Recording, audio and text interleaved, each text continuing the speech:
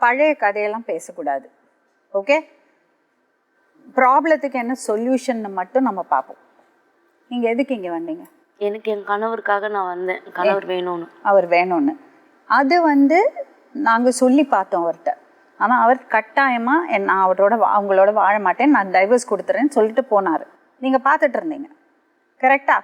எவ்வளோ சொல்லியும் என்னோட ஒரு அபிப்பிராயம் என்னதுன்னா, இன்னைக்கு இது பிரச்சனை ஓகே, அது இல்லைன்னா கூட உங்கள் 2 பேருக்குள்ள ஒரு அண்டர்ஸ்டாண்டிங் இருக்கிற மாதிரி எனக்கு தெரியல. அதனால தான் நான் சொன்னேன், கட்டாயப்படுத்தியோ பிளாக்மெயில் பண்ணியோ ஹஸ்பண்டோட வாழ முடியாதுமா. ஃபர்ஸ்ட் ஆஃப் ஆல் உங்கள் 2 பேருக்குள்ள அண்டர்ஸ்டாண்டிங் வரணும். அதுக்கு என்ன பண்ணணுமோ நீங்கள் இதுக்கு வெளியே பண்ணணும். இங்கே 2 மணி நேரம் பேசுனதுனால ஒரு 2 பேரும் ஒன்றா சேர்ந்து வாழ முடிய போகிறதில்ல. அது செகண்ட் திங். அடுத்தது, இந்த பொண்ணை பதில் சொல்லணும் சொன்னீங்க.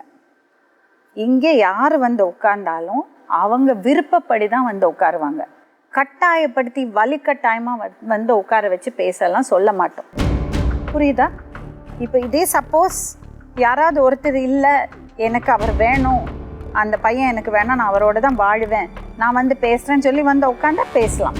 அப்போ நம்ம நல்ல புத்தி சொல்லி கொடுக்கலாம். இந்த பொண்ணுக்கு உட்காந்து பேசுகிறதுக்கு இஷ்டம் இருக்கலை, அதனால நான் கட்டாயப்படுத்தலை. இப்போ இவ்வளோ தூரம் நடந்ததுக்கப்புறம் நான் மறுபடியும் அவள்கிட்ட போய் சொன்னேன், நீ எங்கிட்ட சொன்னது அந்த அம்மா முன்னாடி சொல்லி, அதோட இந்த பிரச்சனை முடிஞ்சிடும். இந்த பிரச்சனையெல்லாம் ஆகி போலீஸ் ஸ்டேஷனில் எழுதி கொடுத்ததுக்கப்புறம் உனக்கு அவருக்கு தொடர்பு இருந்திருக்கா கேட்டேன். அவள் இல்லை சொல்கிறான். அடுத்தது, இன்னுமா அவரோட தொடர்பில் இருப்பியா, இதை மீண்ட உன்னால் வர முடியுமா? எனக்கு தேவையில்லை மேடம், எனக்கு வேண்டாம். என்னோட ஹஸ்பண்ட் என்னை பரிபூர்ணமாக மன்னிச்சு ஏற்றுக்க தயாராகிட்டாரு, நான் அவர் கூட வாழ போகிறேன். அது அவர் கிளியராக இருக்கான்.